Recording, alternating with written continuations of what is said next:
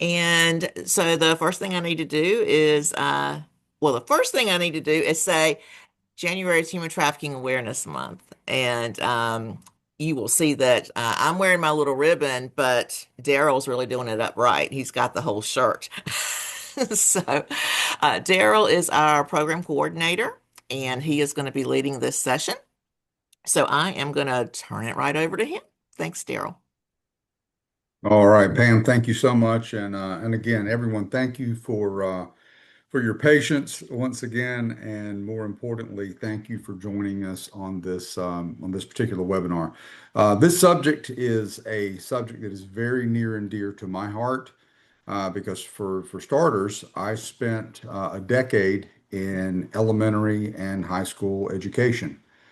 So I have also seen through this work, and I saw during that time as well that our kids are a very susceptible population in regards to exploitation, trafficking, and all the things. So thank you so much for being here, for raising the awareness, and for if nothing else, educating yourself on how to better protect our kids. So we're going to go ahead and jump in. I'm going to share my screen with you, and we will go ahead and get started.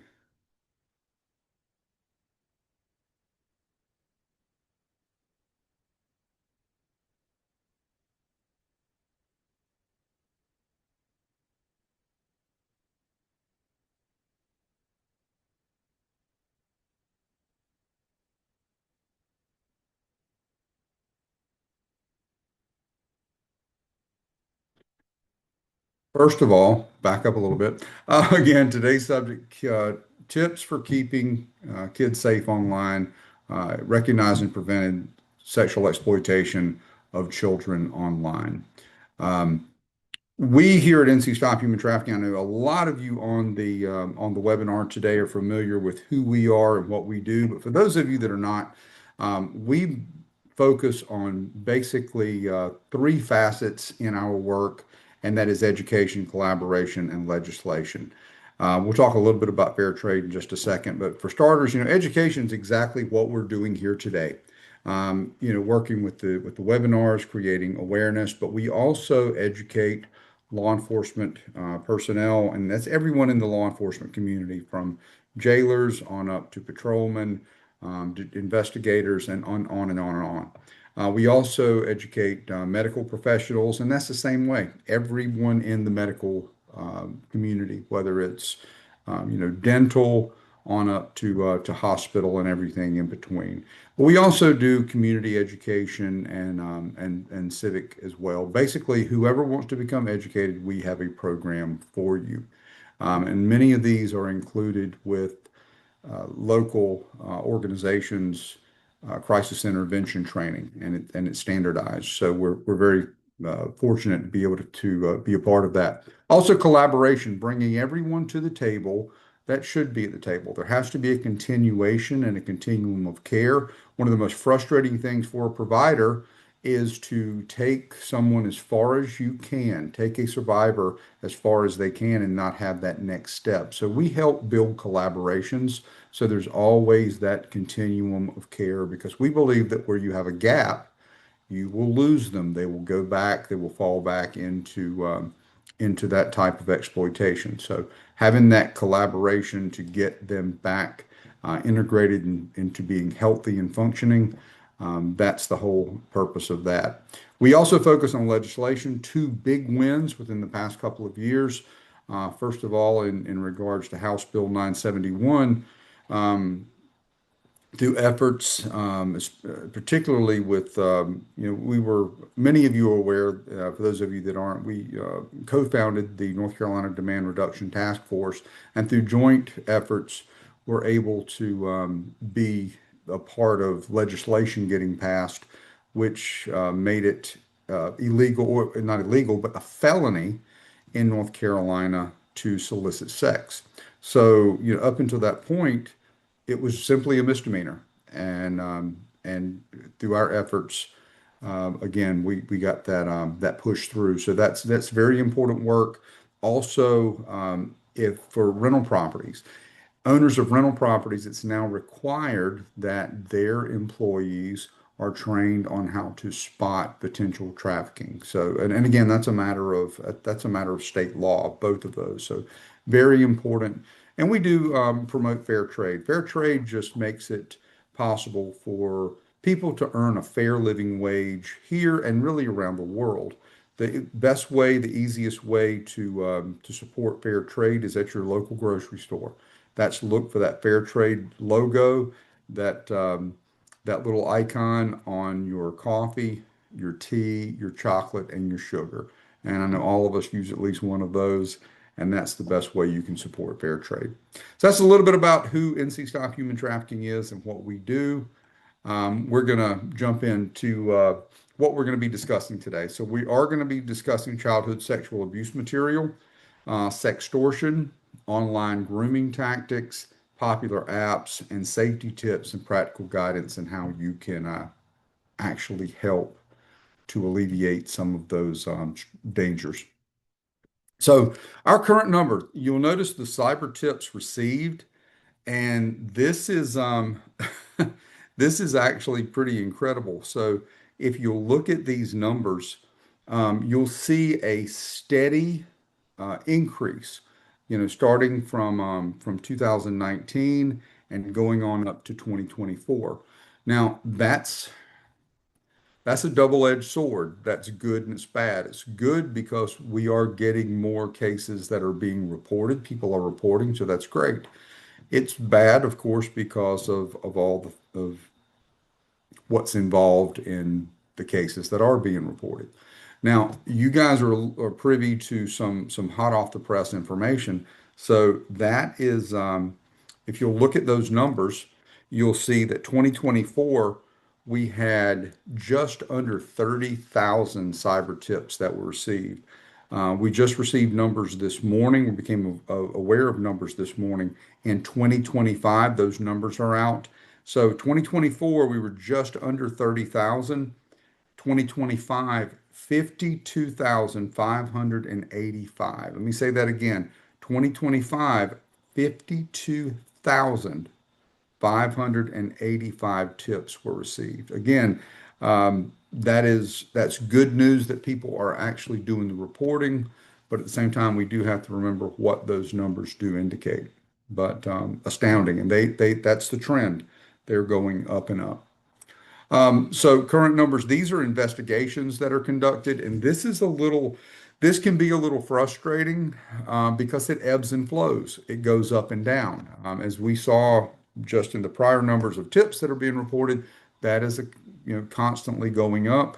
It's our belief that that should really be reflected in the investigations that are conducted as well. But they are ebbing and flowing, and you can see they are up a little bit right now from where they were. But again, if we could get those a little more in line of what's being investigated, that would definitely be better. Arrests made, and this is very positive. Waned a little bit, but you'll see as far as 2024 is concerned, a just under 500 arrests were made.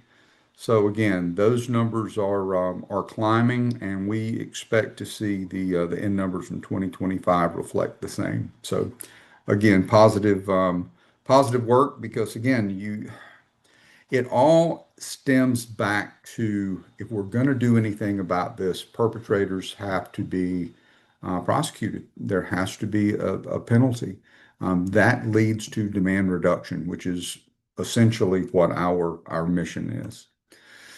So, jumping into the numbers of actual online, this is a 2024 study. It was done by the National Center for Missing and Exploited Children. And they found that children were speaking to adults online, were often going missing if you just compare these. This is kids talking to adults in person, kids talking to other kids online. Um, Uh, There were some cases, but 92%, look at that, 92% of the children that went missing had contact with an adult online. So we know that online activity is a hotbed. We know it's very dangerous for our kids, and these are just kids that went missing. Many times our exploited victims do not go missing, but of the ones that went missing, 92% spoke with an adult online. So 2025, this is Hope Against Trafficking article, and it cited that in 2020, Facebook. Now, I'm going to stop there. Even in 2020, everybody knows, hey, Facebook is for the old people, right? Um, the kids use everything else. Kids really don't use Facebook. In 2020, Facebook accounted for 59% of survivor cases targeting both adults and children through public post. Instagram accounted for 13% in recruitment cases. Discord chat features have made it easier for predators to target minors. And what will happen a lot of times, you're like, well, why Facebook? How are they winding up on Facebook? They might connect initially on a platform like Discord or Roblox or something like that, and they will drive them to, hey, let's talk on Facebook, and they'll make whatever excuse.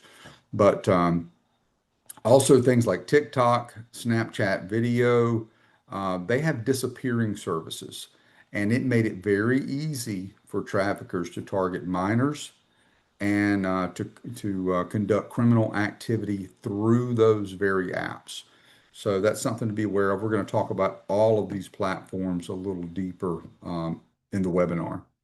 So, according to the Exodus report in 2024, the National Human Trafficking Institute reported that between 2000 and 2020, 30% of U.S. federal cases, the victims of trafficking were recruited through social media by their trafficker. In 2021, that number rose to 41%. So all the numbers for basically 20 years, about 30% of the cases reported were used social media. The traffickers did. But in 1 year, that rose from 30 to 41%, an 11% increase in 1 year. So we see this is a problem that is growing. It's not even maintaining, definitely not staying the same. But this is a tool that traffickers are using regularly. So this is some of our local news, and coming out of High Point in June 16th, a 15-year-old girl was found in High Point, allegedly having been trafficked by a 32-year-old man. That man actually was found to have childhood sexual abuse material as well. What you'll find is a lot of the cases where people are in possession of childhood sexual abuse material, which is, and we'll talk about that more in depth, but it's child pornography. A lot of the cases where people are in possession of child pornography, they're also abusers as well. But in Siler City, and this is out of February, another 15-year-old girl was found after she had gone missing the week prior. In Kitty Hawk, in February, a 15-year-old girl was found with two men. They were both charged with human trafficking of a child victim, as well as multiple other charges. Trafficking conspiracy located between Brooklyn and numerous North Carolina cities contained several victims that were minors, including two 15-year-olds. And what they saw is a trend. Marissa Moyer from the Center for Missing Persons found that 15-year-old girls were especially vulnerable in cases like that. And again, with 15-year-olds, especially, 15-year-old kids, period, very active on social media. So the basic understanding, kids are going to use social media. They're going to use apps. They're going to use gaming apps. Let's just make sure that we grasp that and understand that first and foremost. Because I hear people saying, well, I don't let my kids online at all. Your kids are getting online. Understand that. And your kids are going to get online. They're going to get on social media and they're going to game online. If not in your house, they're going to somewhere. That's just something that we have to understand and accept. We told kids for years that outside wasn't safe. And that started, with the volatile political climate and riots going on, and then there was COVID. We told kids it's not safe outside. Here, have my phone. Here's a iPad, here's a tablet, here's a laptop. This is safe. Well, after telling kids that for years, you can't go back and say, whoa, whoa, whoa, we changed our mind. That's not safe. Here, go outside and play. That can be triggering. Um, it's the nature of the world that we live in. We live in the digital age, period. They are going to get on social media. They're going to game online. They just are. What we have to do is make sure that they are safe in doing so. And hopefully we can give you guys some tools today to help you do so. So it's about communication, and you'll hear that word a lot during this webinar. An open line of communication with your kids isn't just important, it is crucial, it is vital. So we have to be able to have open, honest, non-judgmental conversations. So 65% of parents surveyed by Pew researchers said they worry about their kids spending too much time in front of screens. If you guys wanted to hit the icon, show of hands, how many of you worry about kids spending too much time online? Um, Gaming apps like Minecraft, um, Discord, Fortnite, Roblox, they give predators very easy access to people, especially children, because that's who's using these apps mostly. Now,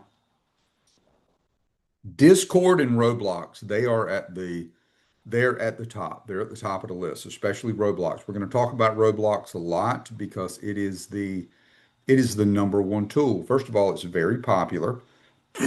It's used by kids and it looks harmless. That's one of the reasons that that predators use it. That's why traffickers use it because it looks harmless. They can come in anonymously. They can come in, change their identity, and again, that's where you find the kids.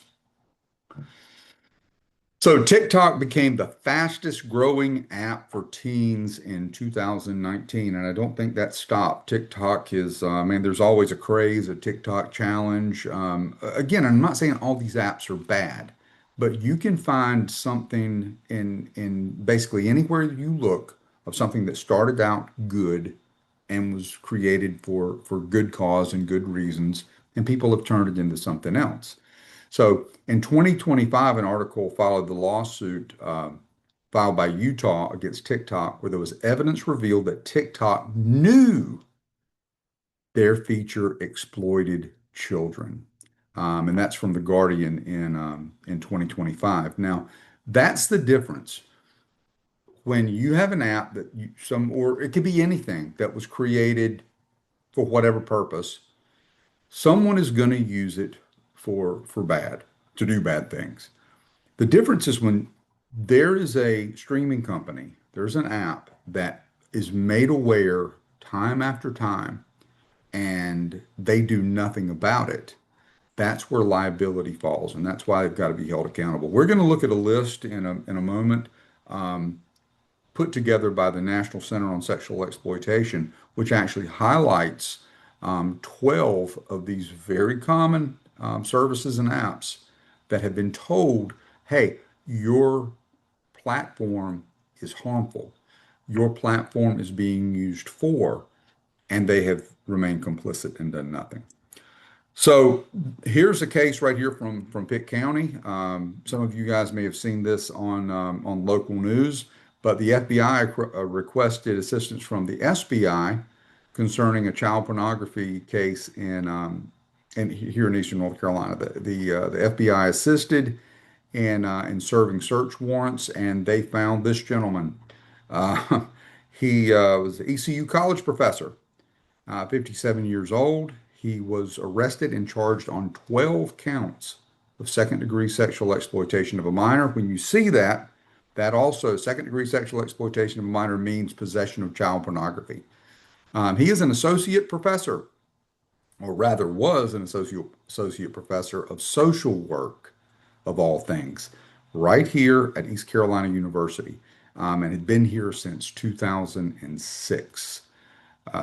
He was transported to Pitt County Jail for processing and was held on a $750,000 bond. It's a case out of Ayden. Pitt County Sheriff's Office was alerted that this man was in possession of childhood sexual abuse material, again, child pornography. Uh, Authorities seized multiple storage devices containing such such childhood sexual abuse material, and he was charged with over 90 counts of various charges, all regarding sexual exploitation of a minor. And he was held on a $109 million bond. So again, two cases right out of Pitt County.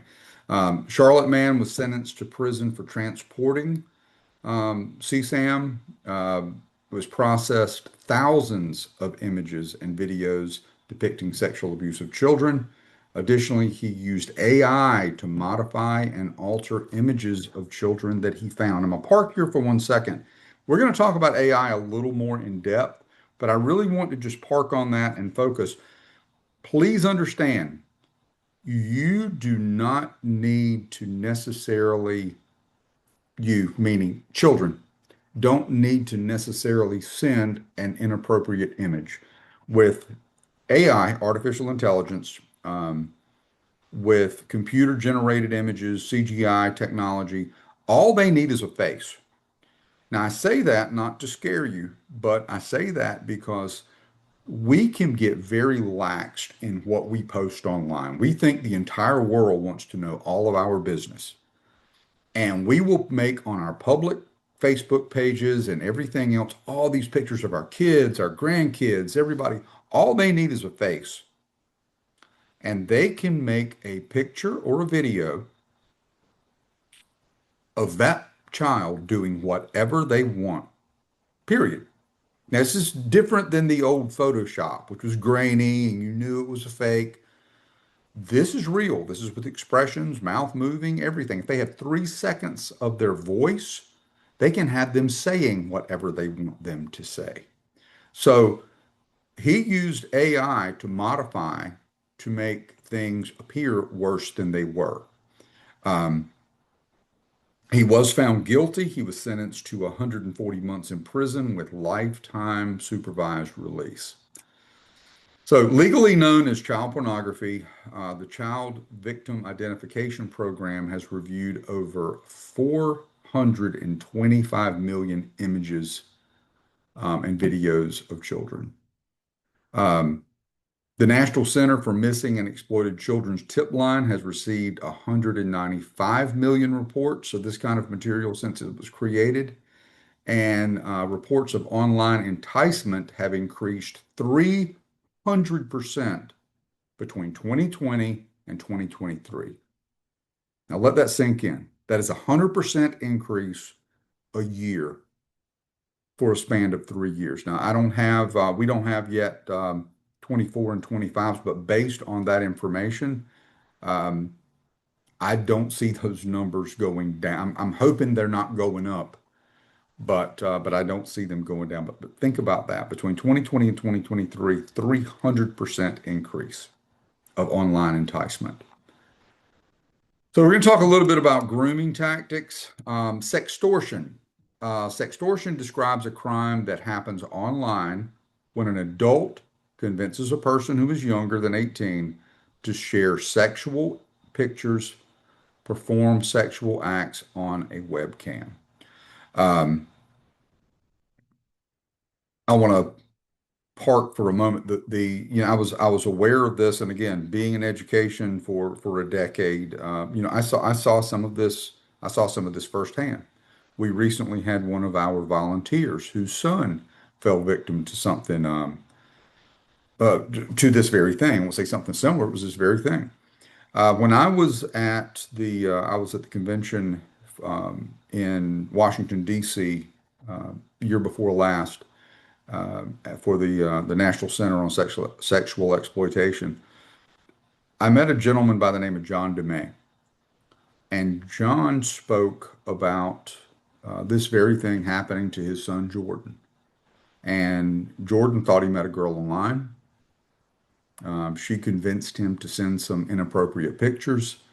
The verbiage, if I remember correctly, the quote was, "I've got you now. I'm about to blow your life up." And they proceeded to torture Jordan online, telling him that you're going to have to send us all this money. He sent them every dime that he had. They told him to go steal his parents' um, credit cards, debit cards, checkbook, whatever. He did everything he could to appease them. They told him that they had all of his contacts, all of his all of his friends' contacts, his girlfriend's contact, and that they were going to send those pictures and ruin his life. He couldn't take the pressure, and he took his own life.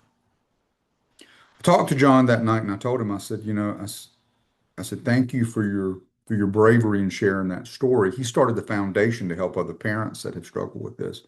And I said, as you're telling that story, you're describing your son, 17, good-looking kid, captain of his sports team, super popular. I said, you described my youngest son.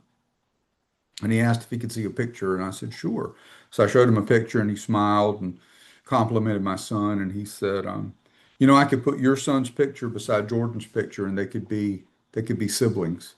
He said I could take all the boys and all the girls of all the parents, the sons and the daughters, and I could put those pictures together, and they could all be siblings because they look for a bloom.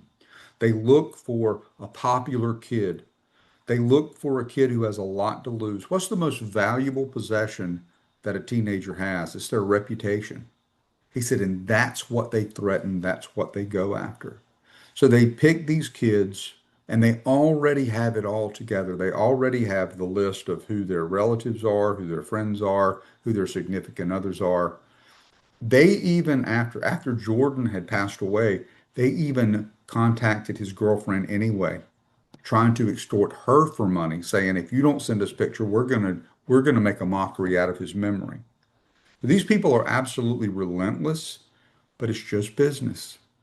Sometimes they want money, other times they want more pictures or videos they can sell, but it's a trap. The problem is our kids, they don't feel confident enough to come to their parents to say, hey, I've messed up. As human beings, we all make mistakes, we all mess up. Our kids are no different. We have to create a safe space, a non-judgmental environment where our kids know that no matter how bad they mess up, they can still come to us. So this is similar to what a conversation would look like. We have your Facebook and your pics with your cheer outfit, nude. We will post your pics to your friends on Facebook. They'll be able to identify that it's you, even without your face in the pics. Your parents will see the pics too. Trust me, you want to obey us. Do not delete Kick. That shows you one of the platforms they're using, or ignore us. We will still do this. We have your friends on your Facebook listed, and we'll send it to them. Even if you make Facebook private or if you delete it, you are completely surrounded. Notice the verbiage they're using. Notice the phrases that they're using. It's to make them feel hopeless. The only hope you have is to obey us completely. You literally have no choice. Again, making them feel trapped, but to obey us unless you want your pick spread to your friend. Understand, do not delete Kick, or this will happen soon. And then the following conversation goes on. But that's what it looks like. Very manipulative. What are some of the common indicators that this might be going on with the teen? Sudden change in mood or sudden change in their emotional state, being evasive about their online activities, minimizing screens, hiding accounts, hiding apps, withdrawing from their real world friends, becoming hyper focused on online on their online friends, their online environments, receiving random gifts from strangers, becoming vague with questions and answers regarding their online behavior. You need to keep that communication going. Again, you'll hear communication quite a lot during this webinar. Um, so what is sex trafficking? There's a lot of confusion about that term trafficking, and no, it doesn't mean to move someone from place to place or across the country. Sex trafficking is any child, and a child is someone under the age of 18, performing commercial sex act of any kind is a victim of sex trafficking. Now, what does that mean? Exchanging child sexual images, purchasing sex from a child. What is a child? Again, anyone under 18. An adult compelling a child to perform a commercial sex act for profit. Any of that can be, or not can be, any of that is sex trafficking. So, online grooming tactics. So, online predators, the way that they go about, how does it happen? Well, first of all, there's an initial contact. There's the rapport building. A lot of times that starts with a fake profile. You'll have an adult pretending to be someone the same age. Then there's the meet. Where do they meet? Most of the time, it's in these safe spaces or seemingly safe spaces, chat rooms, online gaming platforms, things like that. Then it moves off platform. That's when they could say, hey, meet me on my so and so account. And it moves off. And then finally, the grooming or the solicitation begins. They'll seek posts that reflect the feelings of isolation, loneliness, conflict with caregivers, trauma, financial instability, any insecurities they might have. We talk about everything on social media. We give a blueprint to what makes us tick online. Adults are guilty of it, kids are guilty of it. So if I'm a predator and I'm looking for someone, I find somebody that, had a fight with their mom, or they're afraid that they're going to get evicted, they've got money problems, or they feel lonely, or they feel ugly, or whatever else. I know how to get to that person now. They use those feelings or issues to begin developing a relationship. They develop trust. Once that relationship's created, they attempt to lure that child out of the home and meet them in person or to send them explicit images. It could be either one. So, what does that look like? What they might say, hey, let's talk on the phone. Let's do some private chat or a video call. Now, video call, that's a little different, but let's go to the phone for a minute. If I'm a 30, 40 some year old man, I'm trying to pass myself off as a teenager online. My voice isn't going to let me do it. That's where AI comes in. There's AI apps that I can sound like whatever I want. I can sound like a cartoon character. I can sound like a famous actor or actress. I can sound like a teenage girl. Just by simply talking, the app changes my voice and I can sound like whatever I want to. So if I'm talking online and I want to sound like a girl or I want to sound like a young boy, whatever, you can do that. They want to hide the conversation from public view, period. And that allows them to say whatever they want to carry on whatever kind of conversation that they want. So they say things like, I can tell that you're upset. Let's talk about it. Kids want to be seen. Kids want to be acknowledged that something's wrong. Well, they all of a sudden have someone paying them attention. They want to hear what I'm feeling, that develops trust, especially when they don't feel like they're being seen in the real world. They're attempting to gain trust from your child. You could be a model. You've got a young lady and she's having body issues. She might think she's too fat. She might think she's too thin. I don't look like the girls in the magazines. I don't look like the girls at my school. So and so told me I'm ugly. And she puts all that on her social media. And now you've got a guy online who's telling her that she could be a model. You're so beautiful.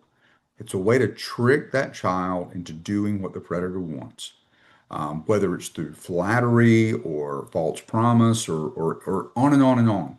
whatever their vulnerability is, that's what they're going to say. And how do they know all this about me? How do they know I feel that way?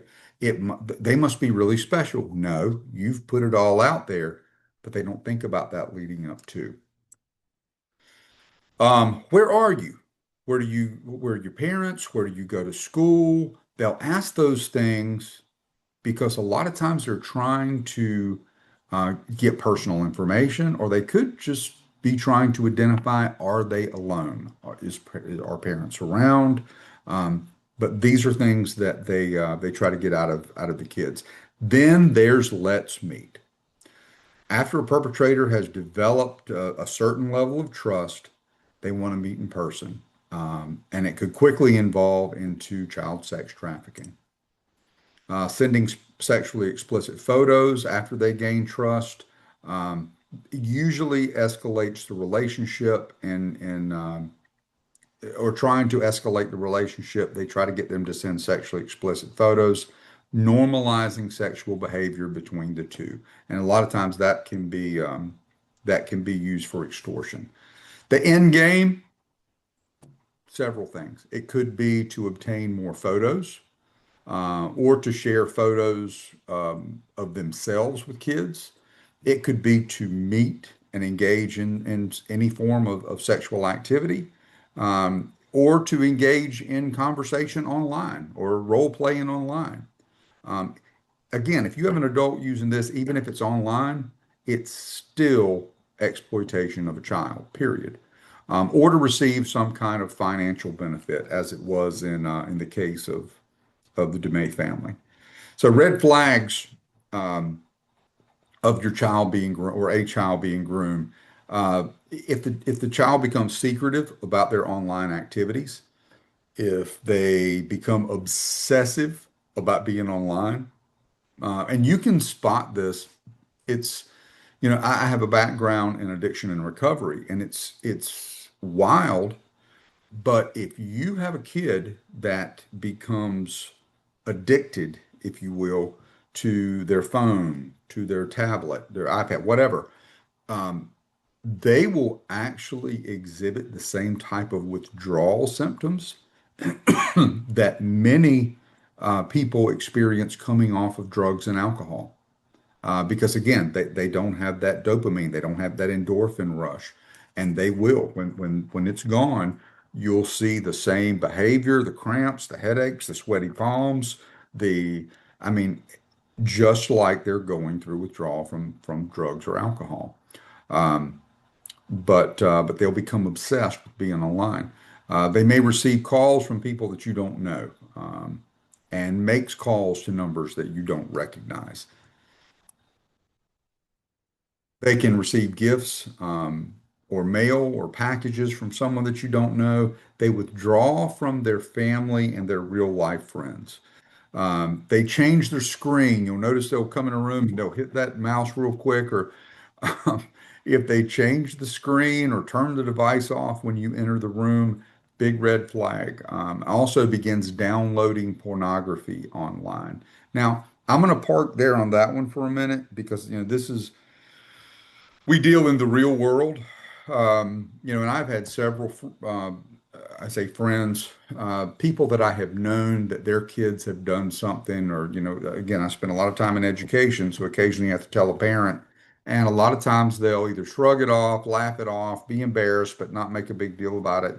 And I'll have to remind them, or I had to remind them that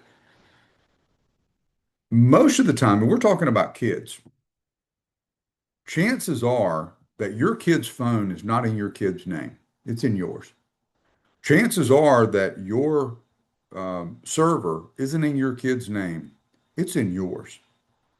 So, were an investigation to be done, complaint be filed, there's a phone in your name that has child pornography on it, or your server at your home has child pornography on it if your child has downloaded or sent inappropriate images of themselves. So this is something that is very serious.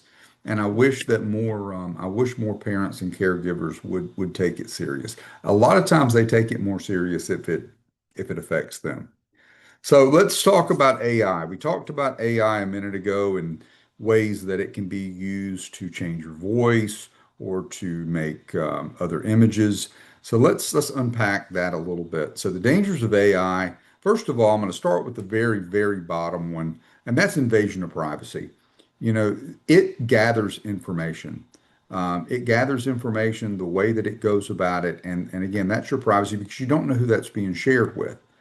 But also spoofing. Now, I didn't know what spoofing was until about a year ago, and I was a victim of spoofing. It was actually spoofed with a phone number. Spoofing can be done with a email address. It can be done with an IP address. It can be done with a phone number. So I was spoofed with a phone number. Pitt County Sheriff's Office called me, told me that I had missed a federal court date where I was supposed to be a juror and a warrant had been issued for my arrest. I said, "You don't understand. With what I do, I can't be arrested." Well, here's the deal. If you go ahead and post your bond, um, when when you show up, you won't actually be booked, so it won't show as an arrest, but we need to go ahead and secure that now on the phone. It showed up as Pitt County Sheriff's Office on my phone. I know that number well. We work with Pitt County Sheriff's Office, and I know that number. I see it quite often, so I know it was Pitt County Sheriff's Office.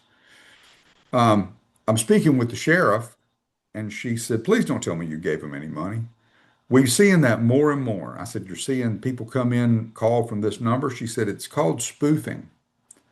And what they do is they call from a number, but they can make whatever number that they want appear on your phone." It really wasn't the sheriff's office calling me. Our sheriff actually had a lady come in to turn herself in, was still on the phone with the extorters. The sheriff said, "Give me that phone." Got on the phone. They continued to perpetrate the fraud. Identified themselves as Sergeant so and so with the Pitt County, who she knows well. She said, "I looked around the corner." I said, "No, this isn't because I'm looking at him right now." Then the phone hung up.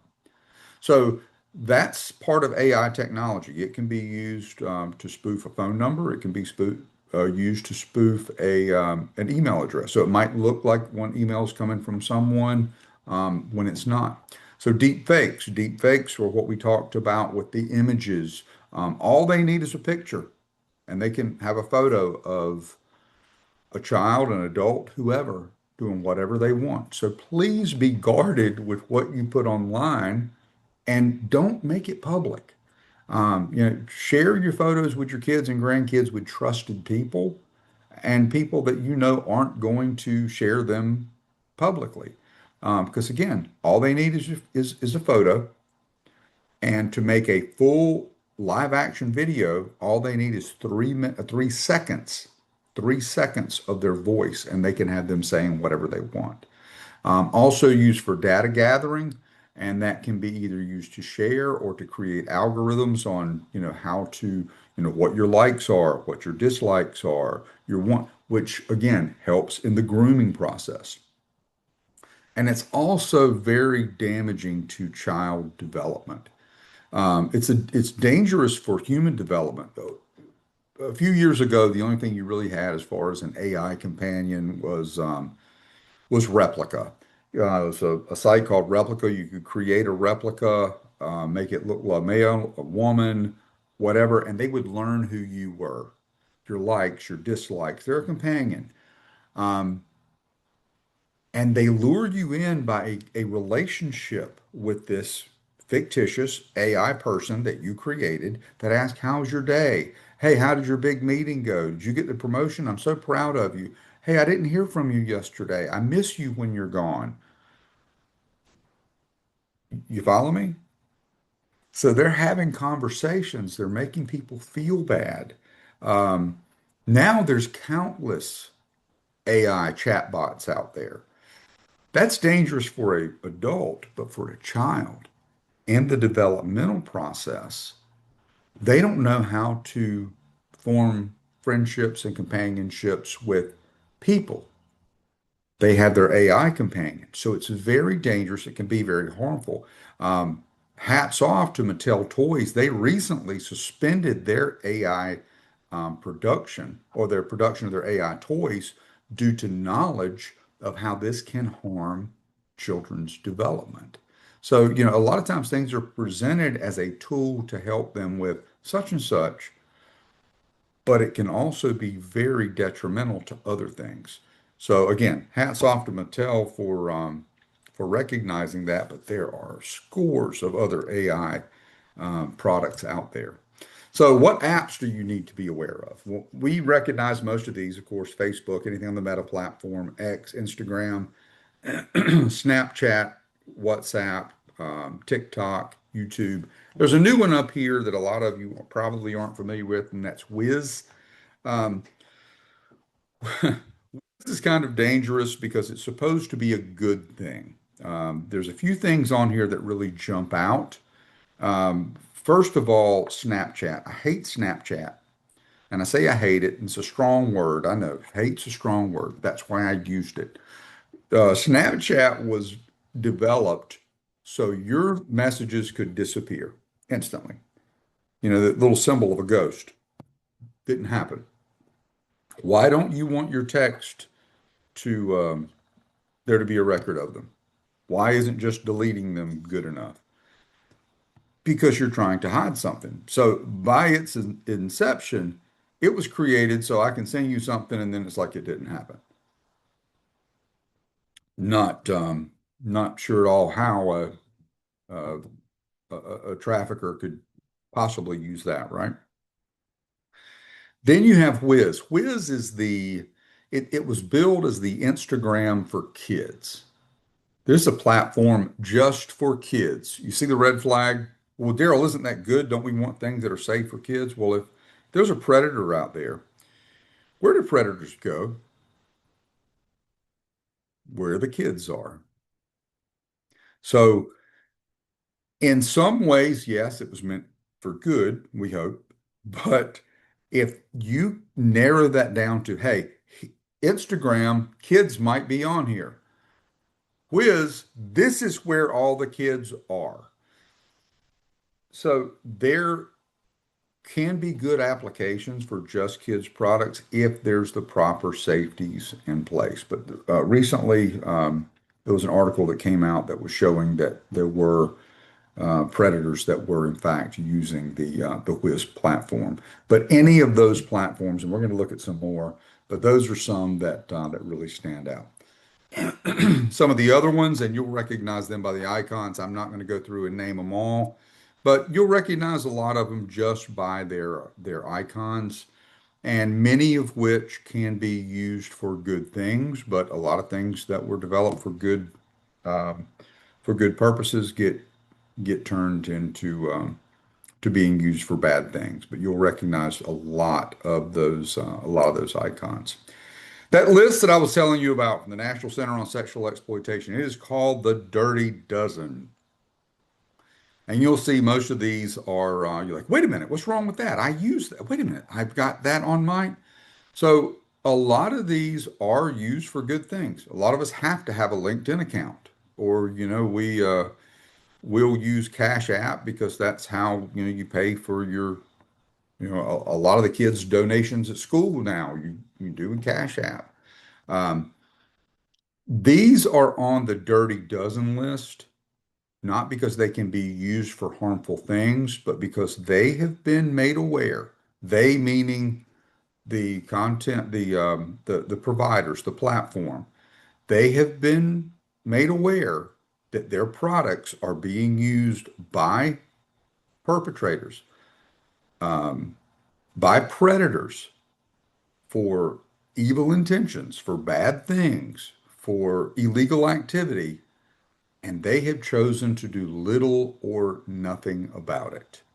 Again, it's not their fault that things get used for bad purposes. It is their fault when they are made aware of it and they don't do anything to increase the safety to children. Probably the worst offender on that list is Roblox. There's now actually countless lawsuits that are going on across the United States. It only took that first one, but there are many lawsuits going on right now over children that were being groomed online through the Roblox platform long after Roblox was made, that their platform was not safe. Then you have product or websites like Silk Road, and you can just go through and look at some of the things on this page. And yes, that's what it looks like. And anything that you want. Talk a little bit about some of the other things like this. A lot of people aren't familiar with those sites, but you can go through, of course, we understand the concept of the internet, the World Wide Web. It looks like a net or a web connecting. There's a dark version of that, and people refer to that as the onion. If you are on a platform that uses the onion rather than being a net, is different layers. I'm not trying to quote Shrek, I promise, but several different layers. And the thing is, if you're using that type of server, in most cases, in a lot of cases, law enforcement, for instance, would not be able to see, they could see you were on a certain site, but not be able to see what you were looking at. Using the onion, you wouldn't even be able to tell that you were on that site. So again, as unfortunately as we get smart, so do the perpetrators. So different types of platforms from gaming, dating sites, social media, classifieds, and messaging apps. We'll just go through some of those really quick. Again, the worst offenders on the gaming platform by far is Roblox and Discord. So if your kid, if your grandkid, whoever is playing Roblox, does that mean all Roblox and all Discord's bad? Not necessarily, but it means that is an extremely dangerous area. So please monitor their activity. Dating sites, sugar daddy websites, sugar baby websites, those things like that. No kid should be on those, period. Social media. This is regular social media that we're talking about. Uh, Facebook, Instagram, again, Snapchat, TikTok, those type of things. Now, when we go down to classifieds, I want to specify something. Now, I have Backpage up there. The reason I have Backpage up there is because our generation, we remember Backpage. We know what Backpage was, most of us. And when Craigslist had their personals, well, here's the thing. There is no more Backpage. Backpage is gone. They made them get rid of them. There is no more Backpage. That's a good and a bad. The good is, hey, Backpage is gone. The bad is now they use Plenty of Fish.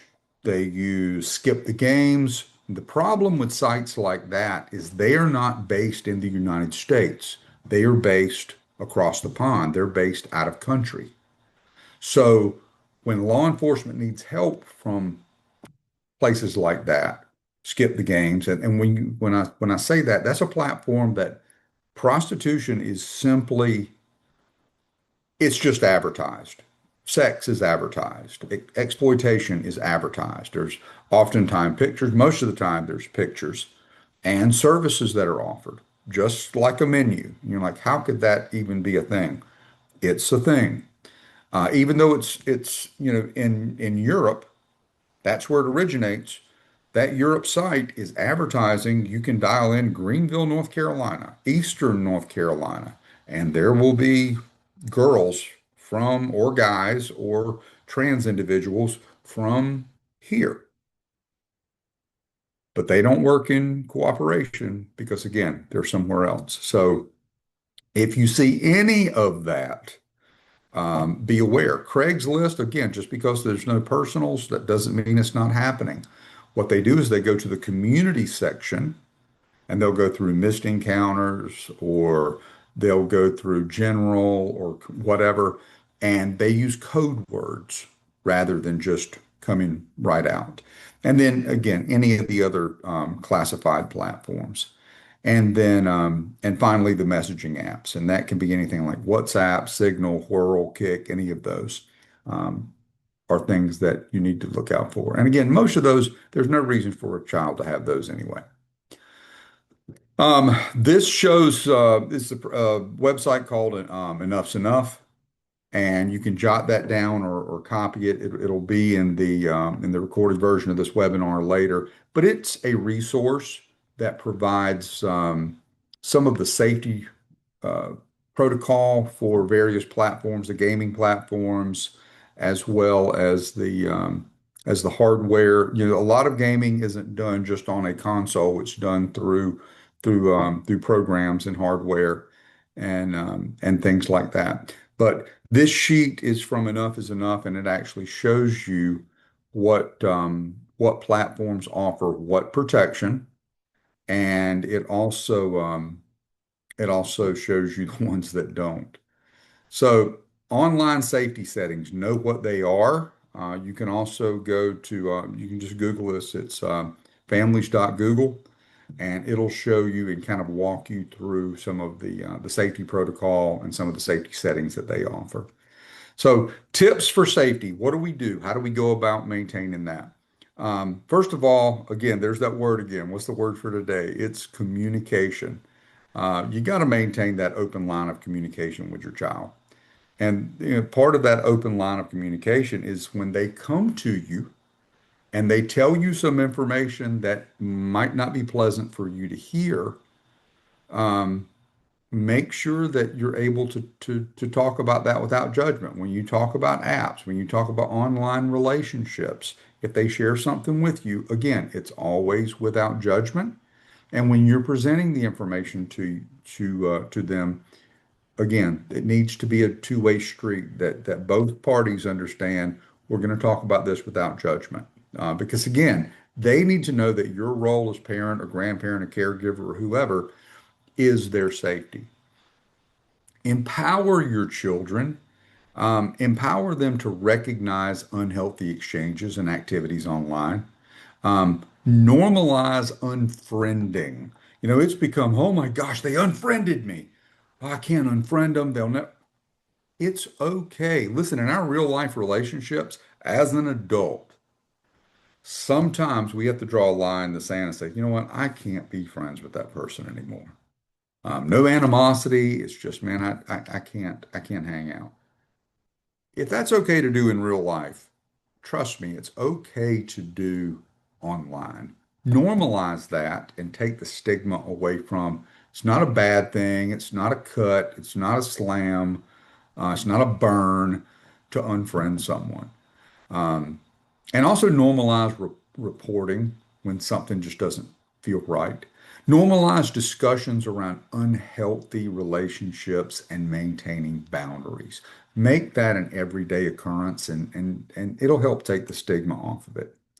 Um, Empower your children to report unhealthy exchanges and activities. That could be bullying, sexual solicitation, also bystander intervention amongst their peers. They may see something that's going on with one of their friends or peers. Um, Encourage them to speak up, to empower them, because they might not be getting the same support from their parents at home. So let them know that it's okay. This is another really cool tool that's out there. It's called Gab, and it allows connection. It is safe, it's simple, and as they say, you can shop now. So Gab is the answer for kids' cell phones and smartwatches. It's iPhone technology. It's the latest, greatest. They can listen to music on it because that's usually one of the first arguments. Oh, well, all I want to do is listen to my music, and I can't do that on a jitterbug or what. You got all the good stuff, just no internet, no games, no social media, and as they say, no worries. This is, of course, for your younger children that you feel like need to, and I stress that all kids do not need a phone. But if you have kids that you want to keep safe, Gab is an option. It looks like every other phone. No one, their friends aren't going to laugh at. It's an iPhone, but it just takes all those dangers away. Set aside a time of day where screens and phone use is prohibited. Um, excuse me. My kids are almost all grown. I have one teenager still in my house, but it drives me up a wall to have dinner time and everybody's out on their phone. Drives me crazy.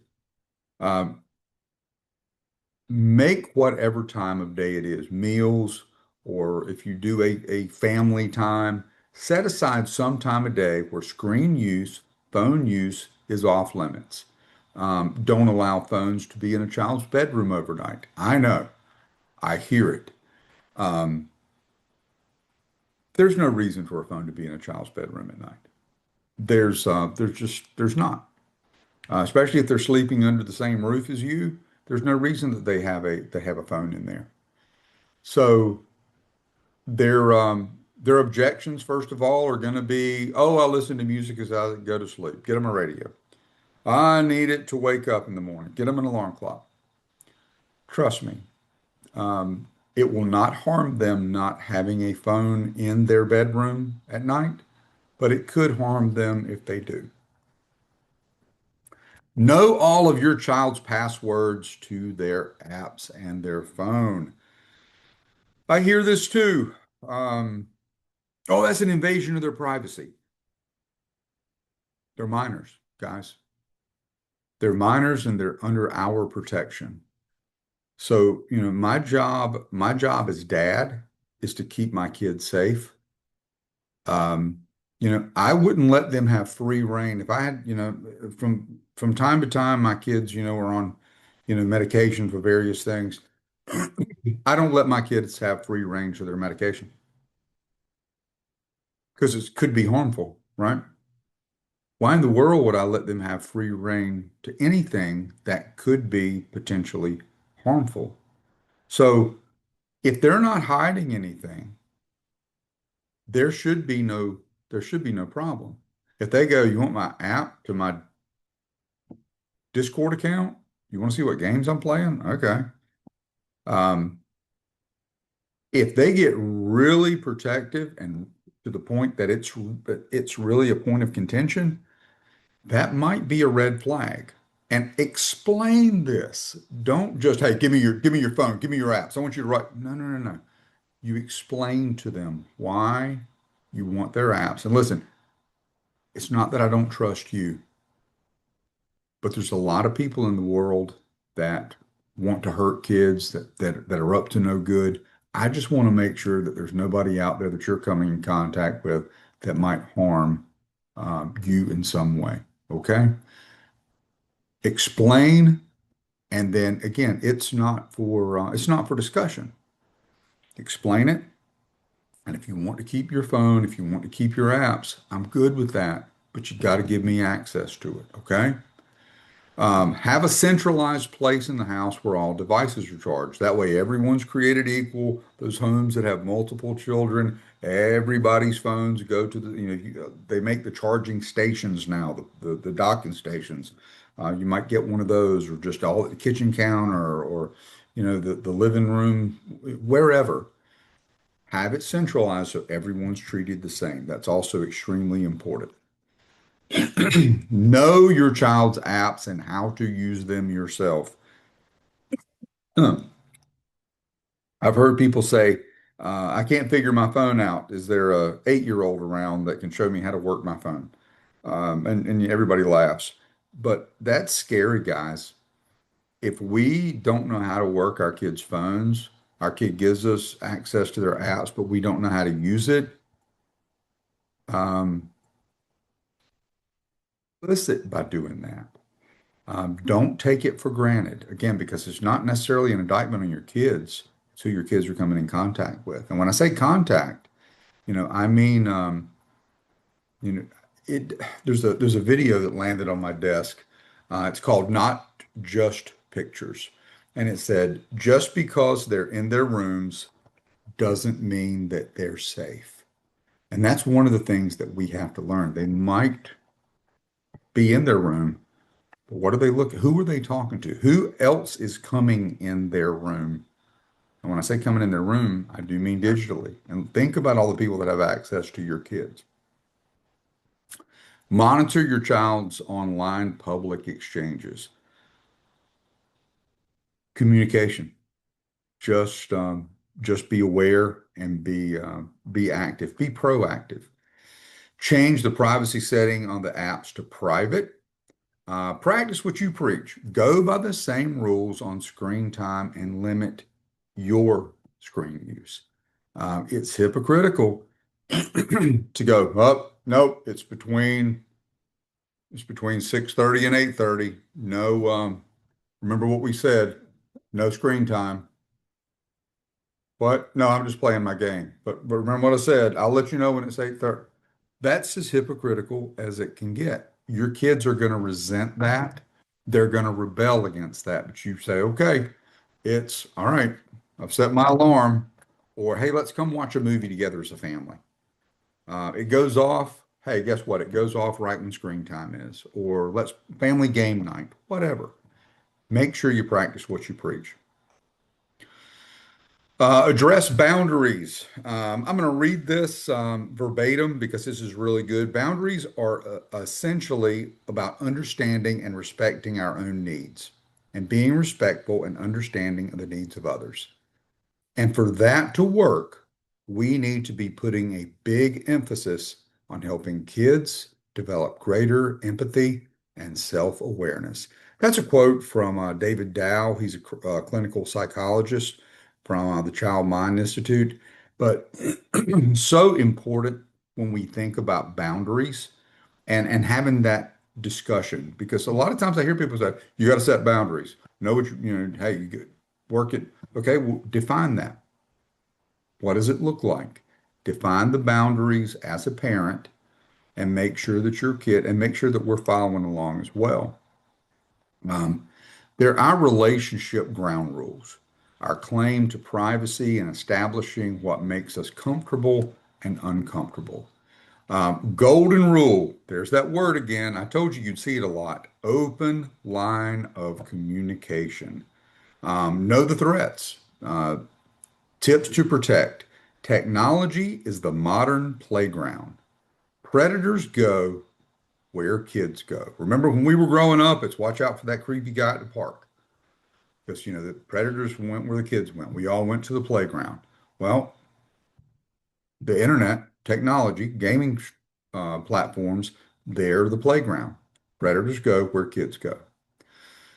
Know who your kid communicates with online. Again, that goes back to having their passwords, having access to their phone. Um, Monitor the friends list regularly and remove strangers. Don't wait for the, hey, who's so and so? I don't know who that is. You might not want to talk. No, you have access to their phone. Get rid of them and tell your kid, hey, I got rid of that guy or that girl. Stories didn't add up, and I went on and their profile really looked sketchy, so I just took them off. Okay. And again, explain that on the front side. Do the research, familiarize yourself with games and apps your children use. Play a game with your kid. They'll get a kick out of it, trust me. When you're playing some game, you're playing Fortnite or something with your kid, and they're absolutely annihilating you and laughing at you, trust me, they'll get a charge out of it. I know I tried playing some of the games with my boys, and it was embarrassing for me. But I will wear them out with some Pac-Man. But seriously, that's that bonding time. That's that time that you are developing the relationship. The predators are trying to develop relationships with our kids. Shouldn't we be doing the same? Turn on the sensitive content warnings, and that's very easy to do on your smartphones. So just make sure that you code that up and just turn those sensitive content warnings on. So boundaries for young children. Talk with younger children in a body positive way. Make sure that you're using anatomically correct words when you're talking. Now, we will get freaked out and we will make up words your little tutu or your woo woo or your what. Call them what they are. Use correct terminology. Use the words penis and vagina. It is okay. That is how those words are going to be used, especially, in a medical setting, in an exam setting. Use those words. You can use the words private parts to describe, what is covered by a bathing suit, but don't be afraid to use correct terminology at a young age. Begin talking about the body through the lens of health and wellness. This is a great way to address bodily autonomy and boundaries. Establish what is safe touch and communication. So safe touch and safe communication, and what is not safe touch, what is not safe communication. Allow them to make those decisions, like when they don't want to be touched. Don't make children hug people or sit in someone's lap or get tickled if they don't want to. Now, I know for a lot of you, you're like, well, wait a minute. When grandma comes over or when papa comes over, he's going to want that hug and he does that thing where he kisses on their neck. If they say, I don't like when papa does that, then have a conversation with papa beforehand, but let those kids be the one to say, "Hey, I, can we fist bump? Can I give you that high five? Can I give you that side hug?" But that's not real. That is them taking control of their own bodily autonomy, and that is okay. We have taught our kids for a long time.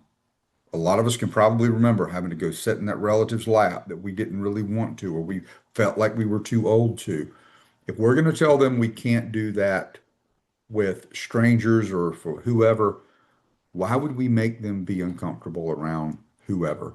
And again, even if nothing is meant by it, that is their body. That should be their decision on who gets to do. Well, if it makes them uncomfortable, it shouldn't be done, period. And defend their boundaries. It's important. It helps them speak up for themselves now. And if they learn to speak up for themselves now as children, they'll be better prepared as adults. Let them know that exposure to pornography and other people's private parts is not okay. This is actually non-contact sexual abuse. Let me say that again. Exposure to pornography, for exposing a minor to pornography or showing someone else's private parts is non-contact sexual abuse. Now, pornography, that is a very hot subject because what we're discovering is that's the new drug. That's the new addiction. Um, Pornography creates endorphin, or the brain releases endorphins, serotonin. Um, it actually, and what are those things? They're chemicals. So as they're being released, what is a drug? A drug is a chemical. So what's happening is someone watches porn, they're getting some type of high. What happens is it's like with any other drug, it takes more and more. So I could watch vanilla guy girl pornography, um, but that's getting kind of boring. So I need something a little dirtier to release more endorphins. Then I get used to that and I need something more. You follow the progression, and that's where people end up with childhood sexual abuse material. That's where people end up watching child pornography and all these other things. We have learned that pornography is very addictive and it does, in fact, kill. It kills relationships. It kills it kills your love life, it kills your sex life, and that's not even from the side on what's going on the porn industry. That's a whole different webinar for a different day.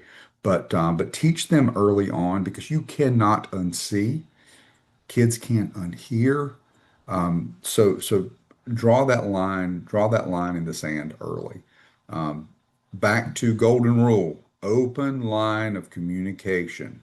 Somebody shows them something naughty on the bus or they're having a sleepover and make them aware that it's okay to tell you, hey, this happened.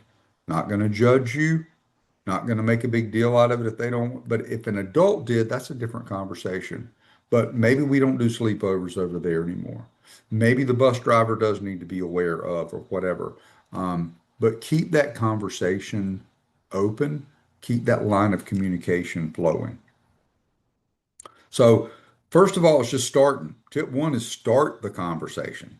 Find out what boundaries that they all already may have or don't have. Honor their boundaries.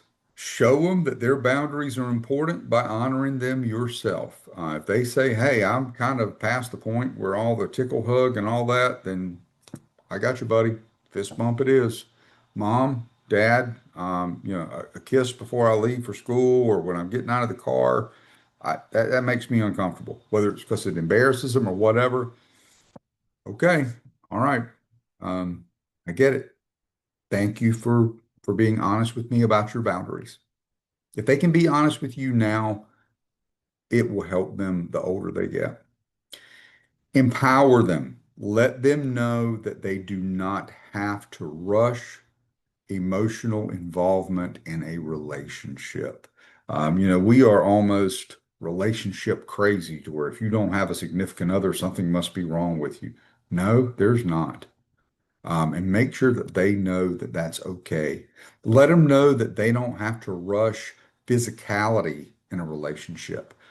Peer pressure for sex, man, that goes back, geez, before I was, a kid. The whole don't let someone peer pressure you into sexual activity. That should remain. Let them know, okay, I've been dating this guy for X amount of months now, and he doesn't matter if you've been dating X amount of. Again, it is your bodily autonomy. And instill them, they don't owe anyone sex or any explicit material ever. Let me say that again. Instill in them now that they don't ever owe anyone sex or explicit material ever. Doesn't matter the dynamic of the relationship. You don't owe me. All right.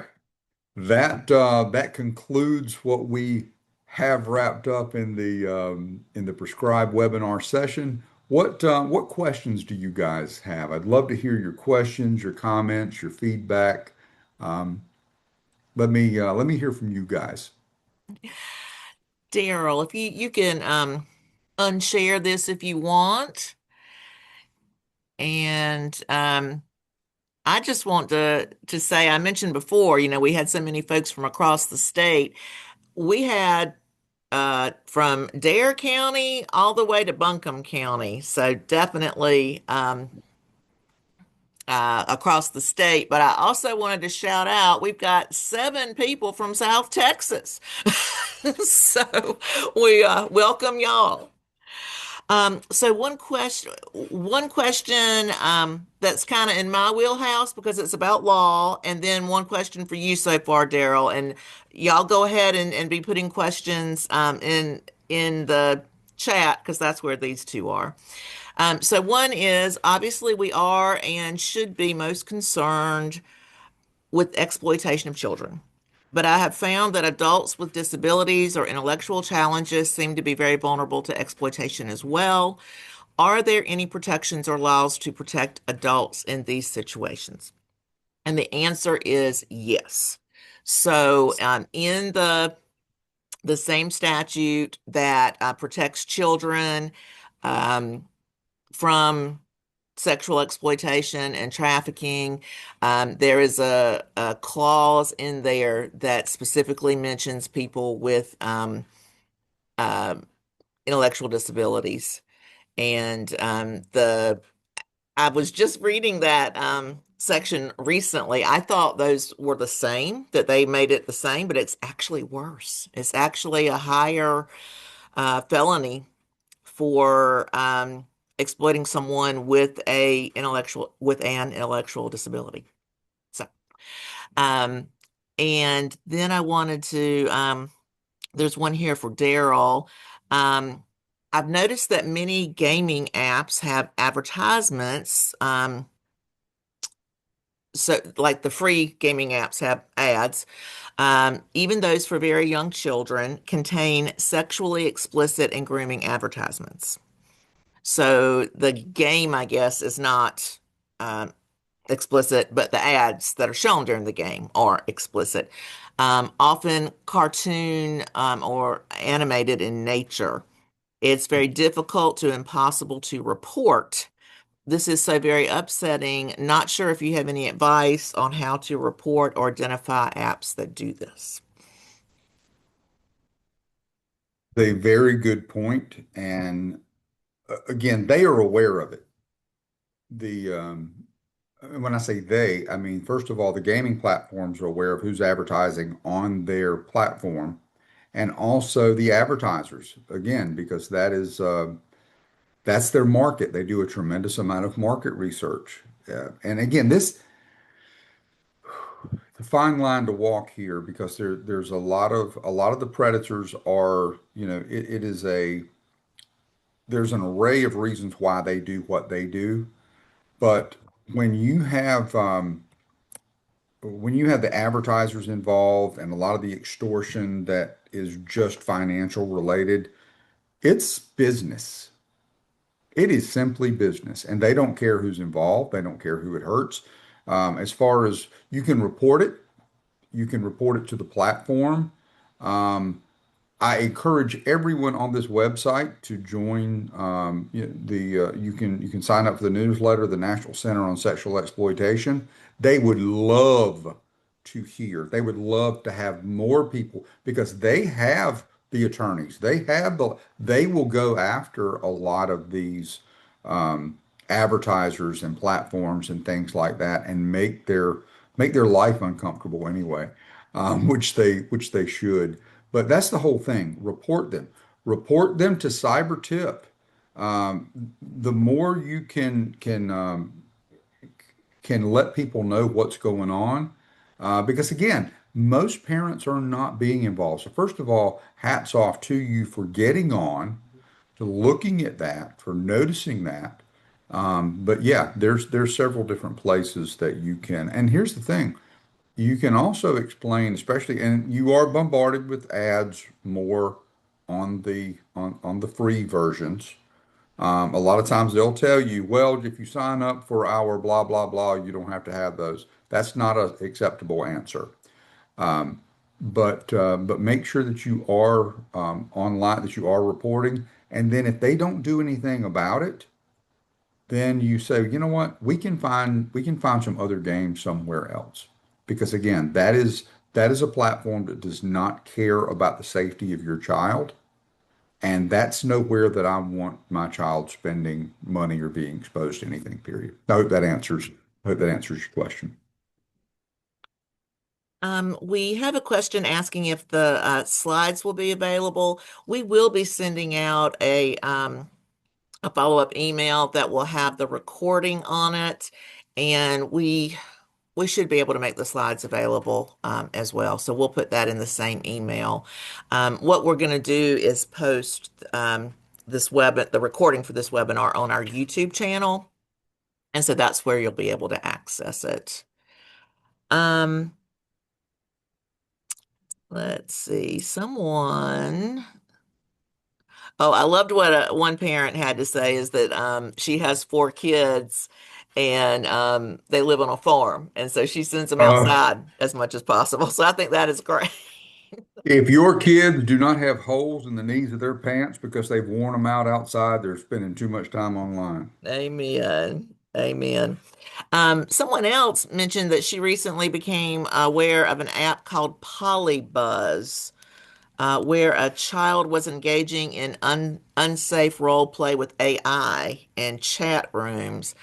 I myself have never heard of that particular app. Have you, Daryl?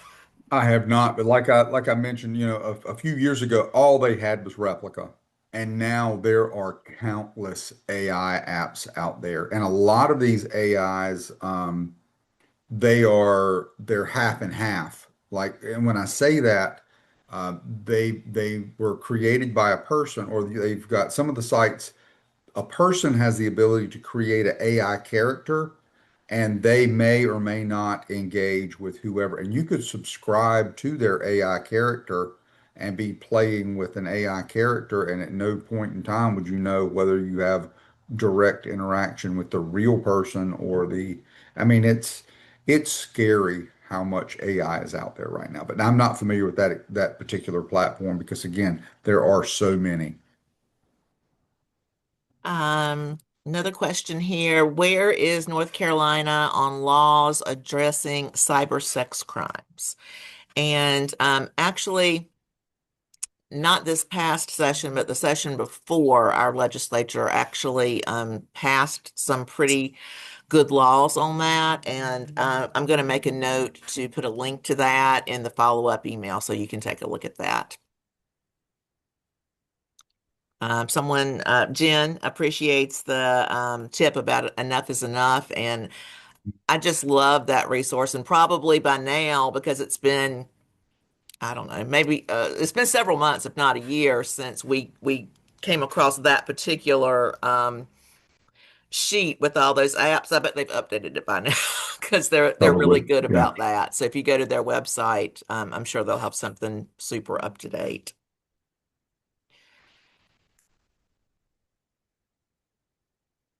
Can schools be held responsible if their devices are being jailbroken and used to distribute CSAM? Technically, yes. I've not heard of that happening, Yeah. but I haven't heard of it happening, but they can because it is, and this is what I found recently. This is one of it's the blessing and the curse. Um, so a lot of the childhood or the child images online are on sites that multiple law enforcement, SBI, FBI are aware of. And in most cases, if someone is going on those sites, nothing is going to happen. That's the bad. The good is if anything is shared or anything is downloaded, now there is a physical copy, which means they are in possession of. You follow? So that's when things happen, is when the second someone hits download, now they're in possession. If anyone sends, there's a trail. So it's the same as it's distribution. So all that to say, if there was a server, a school server that had any type of CSAM on it, technically, yeah, they could be held because they're supposed to, because they are, and I know this, from the school system, even though we were classical and had very limited technology, that you are responsible for policing your own, to making sure that everything on your system is free of anything that would be nefarious, illegal, anything like that. So I'm not aware of any of those cases happening, but yes, it is possible. yeah, and my suspicion is if the school showed good faith in having attempted to keeping that kind of thing, if they had a good filter or had a opt-in, had opted out of all that with Right. their internet provider, then Right. they And probably, self-reported. If they caught it themselves and instead yeah, of burying it, said, "Hey, we found this," um, yeah. then yeah, it would just be. It would depend on how upfront they were with it Do we and have any more? cooperative. Oh, sorry. Do we have any more questions? If not, I wanted to mention just a couple of things. One is, as I mentioned, we will be sending out an email that'll have a link to the recording. If you don't get that for whatever reason, you can look on our YouTube channel. Give us a few days to get it up there. And the other thing I wanted to mention is our next webinar. The next webinar is called The Problem of Human Trafficking. What is North Carolina doing about it? And so I'm going to be leading that one.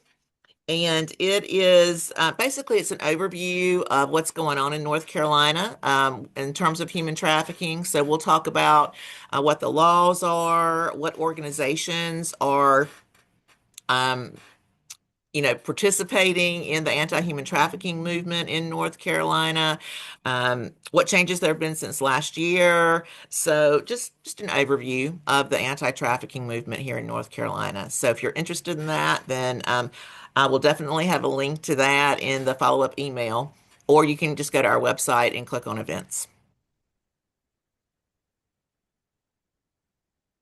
All right. I don't see any more questions. We appreciate y'all. Um, And please do spread the word. And when we send out the follow-up email, you are welcome to share that with your friends and colleagues. So, thanks a lot. Have a great day. Thank you. Bye-bye.